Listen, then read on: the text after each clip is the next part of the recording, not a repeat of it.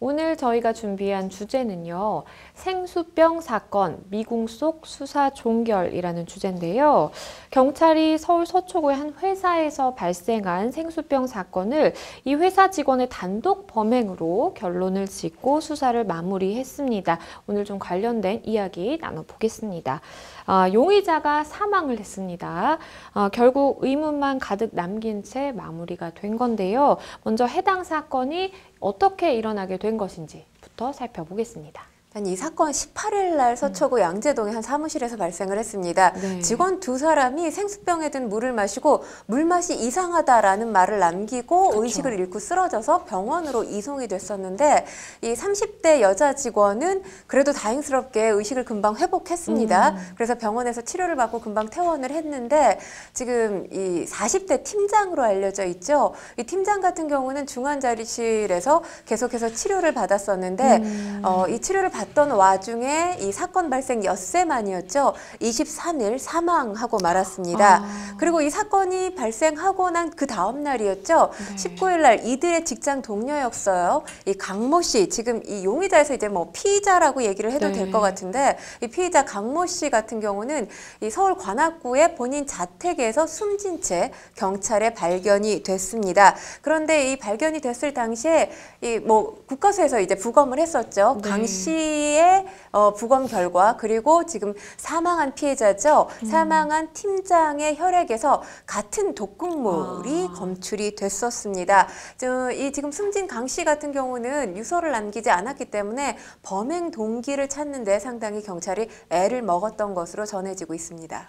네, 평론가님께서 말씀해 주신 바에 따르면 이 피의자와 피해자의 혈액에서 동일한 독극물이 검출이 됐다라는 말씀을 해주셨는데 이 독극물이 독성이 굉장히 강한 물질이라고 해요. 이게 바로 아지드화 나트륨이라는 건데요. 이 아지드화 나트륨 주로 농업용 이 살충제, 제초제 원료로 쓰이는 성분입니다.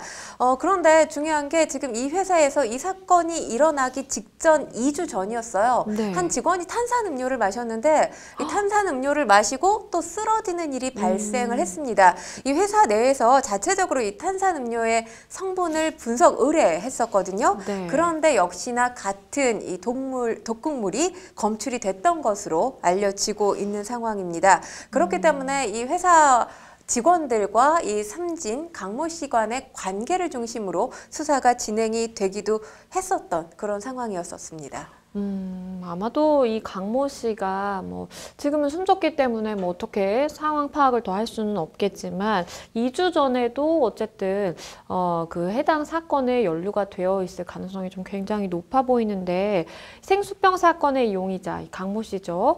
사전에 인터넷으로 독극물을 구매한 사실이 또 밝혀졌다고요. 네, 그렇습니다. 인터넷을 통해서 이제 독극물을 구매한 기록 그리고 강 씨 이 기록이 지금 이 강 씨의 휴대전화와 또 이 노트북을 통해서 발견이 됐었습니다. 이 뭐 혈액 그리고 그러니까 사망한 피해자의 혈액 그리고 강 씨 이 부검 결과에서 검출됐었던 그 독극물을 사들인 기록을 지금 발견했던 그런 상황이었고요. 그리고 지금 이 당시에 사건이 발생했던 당시에 두 직원이 쓰러지자 이 지금 강 씨가 그렇게 얘기를 했다고 합니다. 나는 괜찮은데 왜 그러지?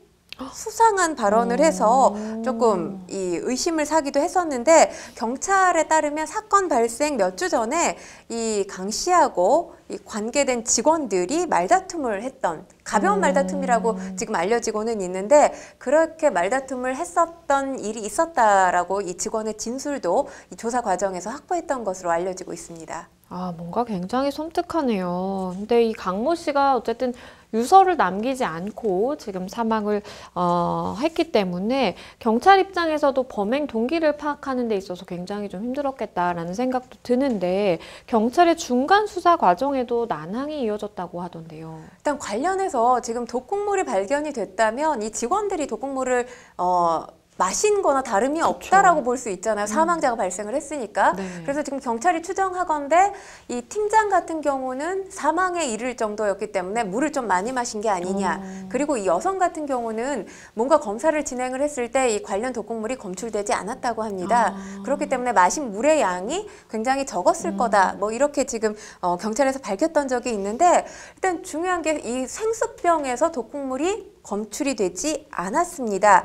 그렇기 때문에 이제 생수병과 독극물 간의 연관 관계에 대해서 미궁 속에 빠진 거나 다름이 없었는데 지금 이 사건이 해당 사건이 발생된 이후에 7시간 만에 신고가 접수가 됐어요. 네. 그러니까 7시간 동안 생수병이 교체됐을 가능성, 그러니까 물병이 바꿔치기 됐을 가능성도 있고요. 또 버려졌을 가능성이 당시 수사 초기에 제기가 되기도 했습니다. 그리고 이 7시간 동안에 현장 보존이 됐어야 되는데 현장 보존도 되지 않았던 것으로 알려져 있는데 일단 지금 이 숨진 강 씨 같은 경우는 이 독극물과 관련해서 구입도 인터넷으로 했지만 관련 이 성분에 대해서 논문을 찾아봤던 기록도 발견이 됐었던 그런 상태였습니다. 그리고 네. 집에서 지문 감식 흔적이 있었고요.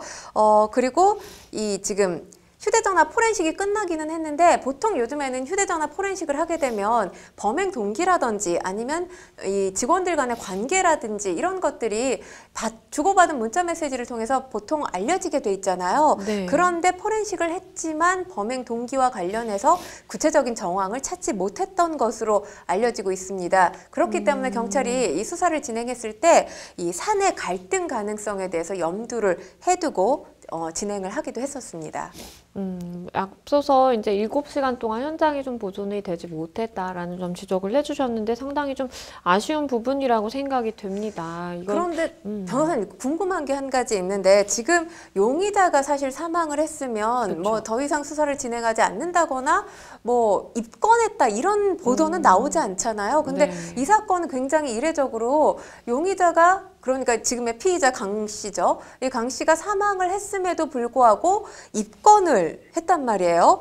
이 경찰 수사 규칙에 따라서 통상적으로 사망했을 경우에는 뭐 이렇게 입건하는 경우가 거의 없는데 굉장히 이례적인 상황인데 그 이유가 어디에 있나요? 이게 사실 그때 당시에도 이야기가 나왔던 부분이기는 한데요. 일반적으로 이제 평론가님 말씀해 주신 것처럼 피의자가 사망을 한 상황이면은 그냥 이제 수사에 실익이 없다라고 판단을 해서 공소권 없음으로 이제 마무리를 하게 됩니다. 그렇기 때문에 경찰에서도 사실은 어차피 누군가를 처벌을 하기 위해서 이런 수사들을 다 하는 것인데 근데 이제 수사의 대상, 그 처벌의 대상이 이제 사망을 한 상황이기 때문에 수사에 실익이 있느냐라는 이야기도 있을 수가 있겠는데요. 그때 당시에 사실 이 워낙 미스터리한 사건이다 보니까 이 사실관계 파악을 위해서 입건을 했던 것으로 보입니다. 왜냐하면 이 사망자가 본인의 자택에서 이제 사망을 한 것으로 나타났는데 휴대전화 포렌식도 해야 되고 그리고 관련돼서 뭐 생수병이라든지 뭐 이렇게 뭐 관련된 독극물이라든지 이런 그 증거들을 수집을 하려면 그 강제로 그냥 가져올 수는 없는 것이기 때문에 임의로 가져올 수는 없는 것이기 때문에 어쨌든 뭐 영장도 필요한 것이고 아무리 이제 사망했다라고 할지라도 휴대전화를 가져오려면 사실은 그런 강제적인 수단이 필요하고 그렇기 위해서 이제 입건을 한 것이고요. 그런 결과 사실 이제 핸드폰도 확보를 할 수 있었고 포렌식도 할 수 있었고 그래서 이런 독극물까지 검색을 이 강모 씨가 했었다라는 점들을 이제 파악을 할 수 있었던 겁니다. 그래서 사건의 이제 그 사실관계 파악을 위해서 이제 이례적으로 좀 입건을 했다라고 봐주시면 될 것 같아요. 경찰이 이 강모 씨의 단독 범행으로 결론을 짓고 일단은 수사를 좀 마무리를 했는데요. 범행 동기를 추정할 수 있는 가장 큰 단서가 어떤 걸까요? 바로 메모였습니다. 사무실에서 이 강 씨가 쓴 것으로 추정되는 메모가 발견이 됐었는데 네. 지금 이 피의자 메모가 사무실 직원들이 강 씨의 사무실 책상을 정리하는 과정 중에 발견을 했던 것으로 알려지고 있습니다.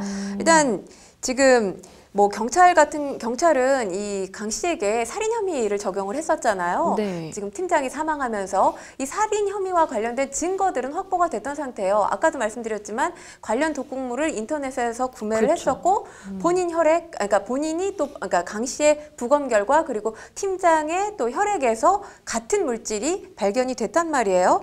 그렇기 때문에 사실 어느 정도 이 살인 혐의 입증을 위한 증거는 충분히 확보가 됐었지만 가장 중요한 게 이 살인까지 가게 됐을 때 독극물을 구입하게 된 범행 동기가 어디 있느냐, 이게 미궁에 빠졌었는데, 물론 이 관계된 정말 직접적인 이 강모 씨의 진술에 의한 건 아니죠. 사망을 했기 때문에 메모로 추정할 수밖에 없는 상황이긴 한데, 이 지금 발견된 메모를 보면 짜증난다, 그리고 제거해버려야겠다, 이런 내용이 담겨져 있는 걸로 알려져 있습니다. 그리고 지금 회사 관계자들 이 진술 내용을 파악을 해보면 지금 평소 이 지방 발령을 앞두고 있었던 그런 상황이었던 것으로 알려지고 있는데, 이 지금 그와 관련해서 불만을 품었을 가능성이 있다라는 진술이 나왔었고요. 그리고 잦은 업무 지적을 받았던 모양입니다. 네. 여기에 따라서 또 불만이 있어 보였다, 이런 진술도 나왔습니다. 그러니까 애초에 이 지금 숨진 강 씨가, 그러니까 이 피의자 강 씨가 직장 내 괴롭힘을 당한 것이 아니냐, 이런 추정도 나왔었거든요.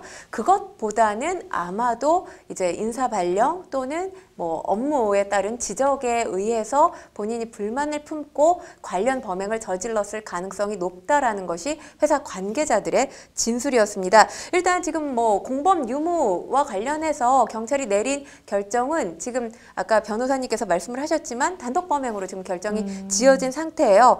그러니까 이유는 인사불만에 있었다, 이렇게 지금 파악을 하고 있는 상황이고요.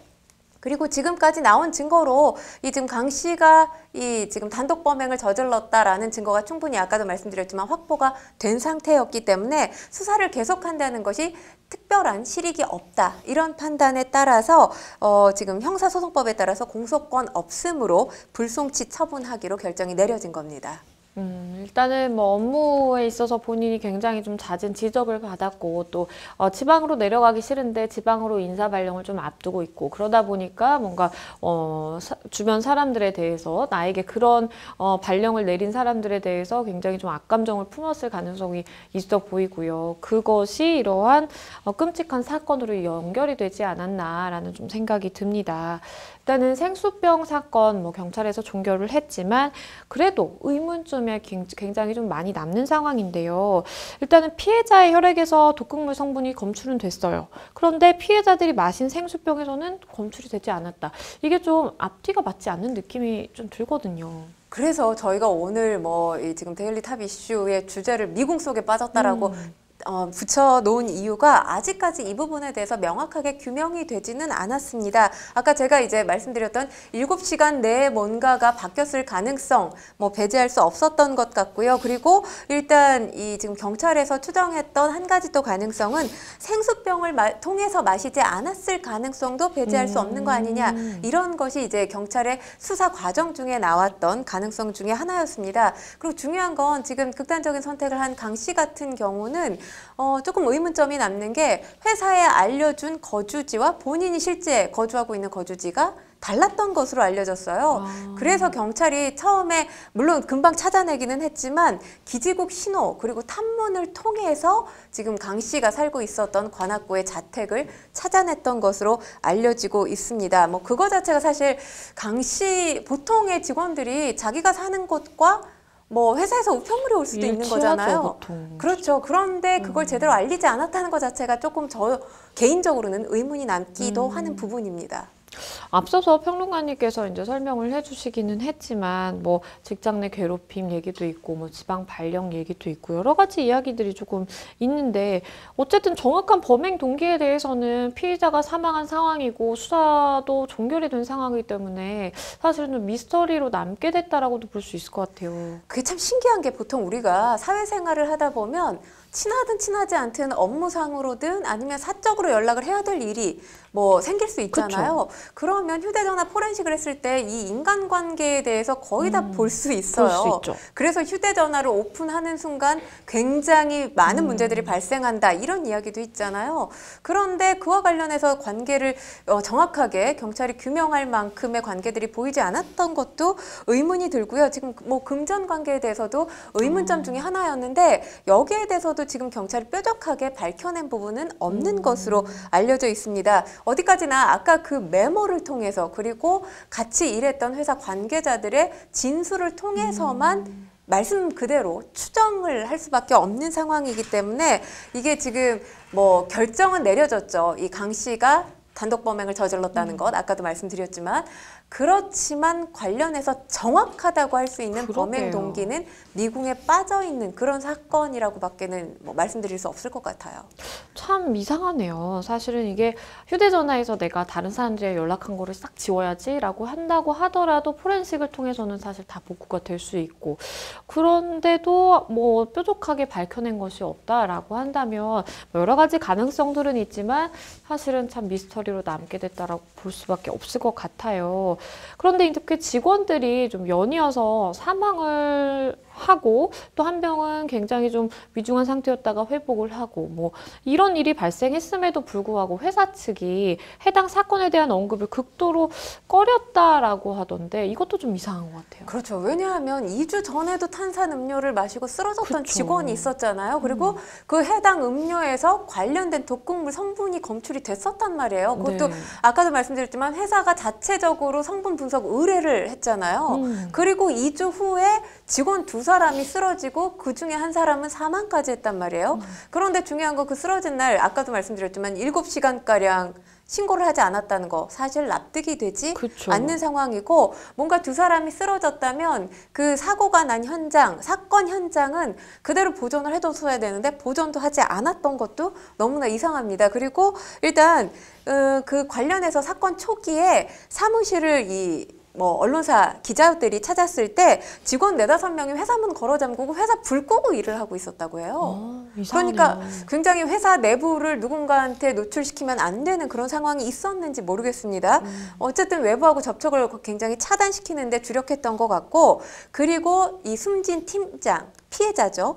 피해자가 입원한 병원에서 대기하고 있는 직원들 역시 모른다. 이런 식으로 이야기를 했다고 해요. 그리고 회사 측의 입장문도 직원 대부분 사고 상황을 보지 못했고 목격 직원들 현재 경찰서에서 진술하고 있다. 라고는 하지만 사실 상황은 보지 못했다 하더라도 요즘에 어떤 회사든지 곳곳에 CCTV 그쵸. 설치되어 있지 않습니까?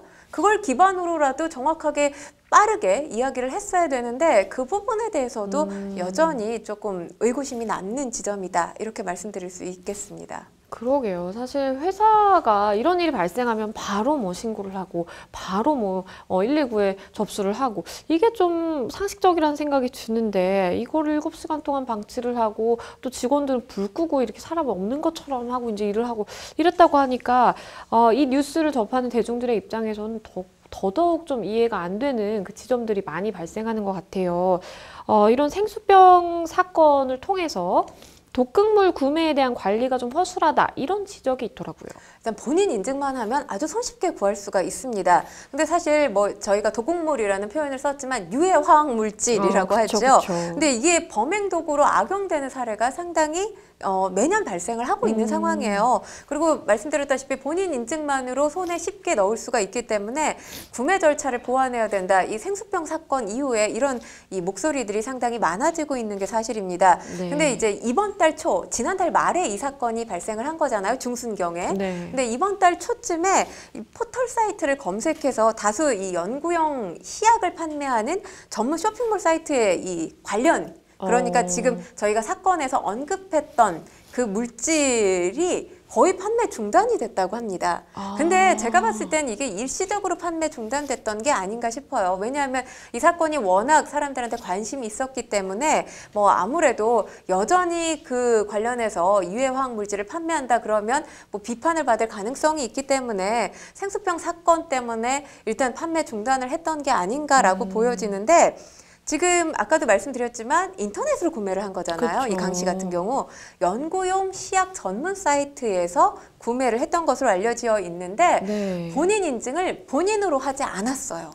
뭔가 어떻게 했냐면 자신의 회사하고 계약 관계에 있는 다른 회사 사업자 등록증을 도용했습니다. 근데 보면 사실 그러면 이제 이 사건을 계기로 해서 국민들이 생각했을 때는 유해화학 물질과 관련해서 뭔가 이 정부 차원에서 노력이 없는 거 아니야 이렇게 생각하시는 분들 계실 거예요.